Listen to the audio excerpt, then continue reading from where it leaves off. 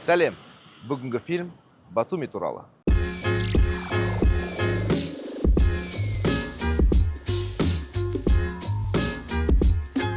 Бүгін мен сіздерге жүрегіме жақын Батуми қаласын көрсетемін. Бұл сапарда мен тек әдемі жерлерді ғана емес, осы қаланың жаны мен рухын сезінуге тырысамын. Ал, бастайық. We would like to welcome you to Hartford, Connecticut. The local time is approximately 1 o'clock. There will be taxis. Батуми – теңізбен Кавказ таулары түйіскен әр бұрышы тарих пен аңызға толы қала. Мұнда теңіз самалы мен таудың салқыны араласып, ерекше бір атмосфера сыйлайды.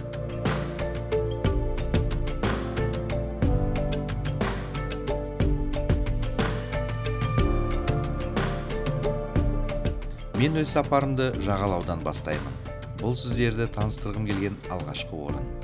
Батуми дәл осы жерден басталады.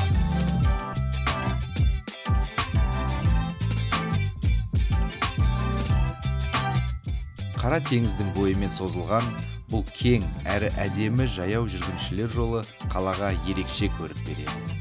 Мұнда туристер серуендеп жүр, біреулер спортпен айналысып, жергілікті халық өз кәсібімен айналысуда. Бірақ әрдайым олай бола берген жоқ. 19 ғасырда мұнда шағын балықшы ауылдары тұрған. Таң атқанда ер адамдар теңізге шығып тор тастайтын, ал әйелдер мен балалар жағалауда күтіп отыратын. Сол уақыттың қарапайым тіршілігі де осы жердің тарихына із қалдырды. Бұрын осы теңізге балықшылар кішкентай қайықтармен шыққан, ал қазір сол толқындарда бәрі басқаша.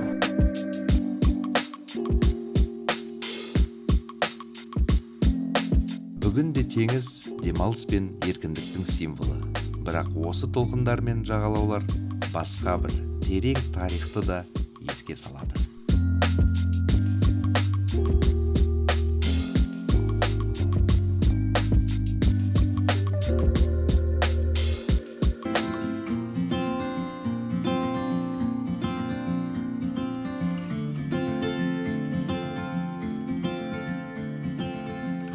Батуми аңыздарға бай қалалардың бірі. Ал ең әдемі аңыз ол Али мен Ниноның махаббат хикаясы. Әзербайжан жігіті мен грузин қызының жүрекке жеткен оқиғасы ғасырлар өтсе де ұмытылмайды. Сол себепті мұнда махаббат пен айырылысуды бейнелейтін мүсін тұр. Олар қосылып, қайтадан алыстайды. Бұл адамзатқа ортақ сезімнің символы.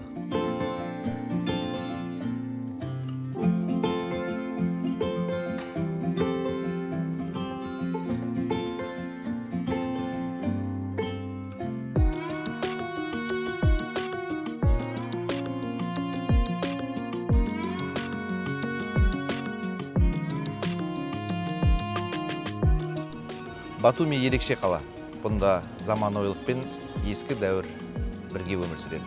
Сондықтан ескі қалаға жол тартайық.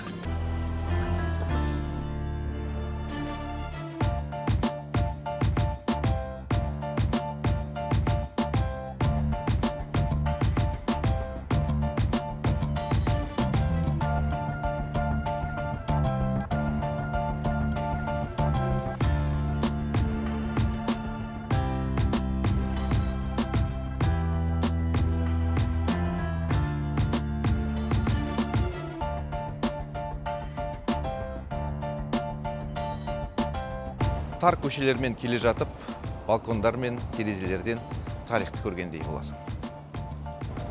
Кейде өзіңді 100 жыл бұрынғы өмірге тап болғандай сезінесің. Қандай керемет. Ал енді ескі Батумидің келесі локациясына өтейік. Бұл Еуропа алаңы.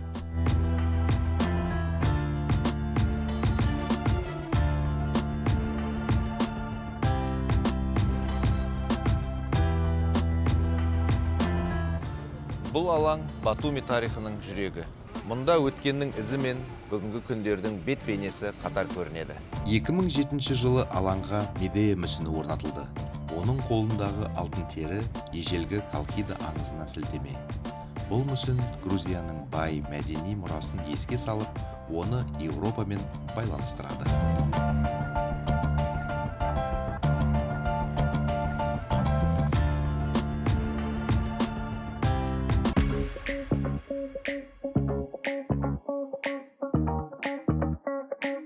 Батуми тек өткеннің ізімен ғана емес, болашаққа сенімді қадам басқан қала. Мұнда жаңа заманның сәулеті көкке көтеріліп, жарық шамдармен жарқырайды.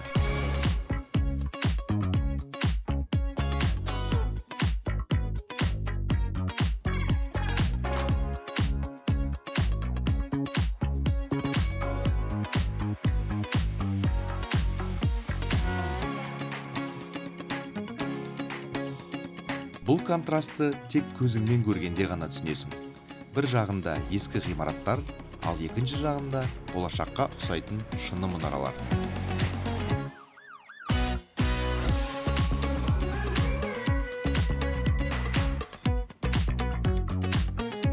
Мұндай сұлулықты биіктен тамашалау тіпті ерекше. Ал Батумида қалаға керемет көрініс ашылатын бір ерекше орын бар.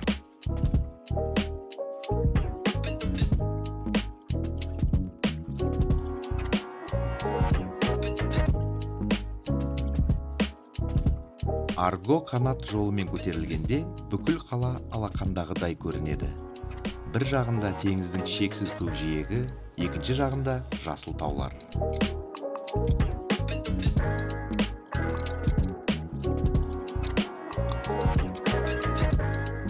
Осындай жерде ойланып, болашақ туралы, өмір туралы жалпы отырған қандай керемет.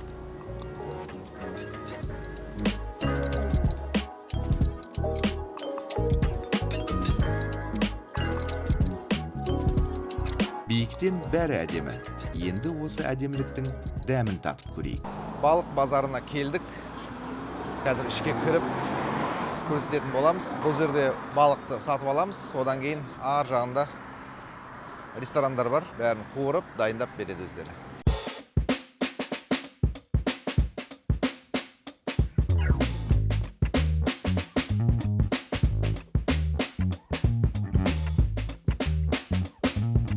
Ал біздің балық дайын болды.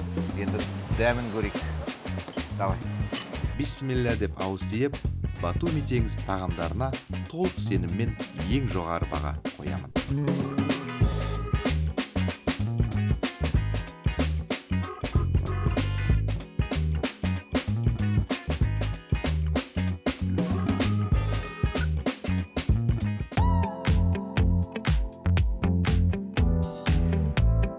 Осы ғажайып қала туралы менің фильмім өз мәресіне жетті. Сіздерге ұнады деп шын жүректен үміттенемін.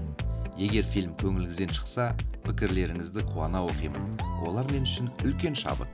Ал менің әсеріме келсек, бұл қала мен үшін күтпеген жаңалық, өз тереңдігімен баурап алатын бір бөлек әлем болды. Бүгін сіздерге көрсеткенім бұл шын мәнінде көру керек дүниелердің тек бір бөлігі ғана. Сондықтан менің айтарым бір-ақ нәрсе. Батумиге келіңіздер. Ол сізді таңғалдыруды біледі. Ал қазір рұқсат етсеңіздер, Қара теңіздің ғажайып күн батысына бірге тамсанып отырайық.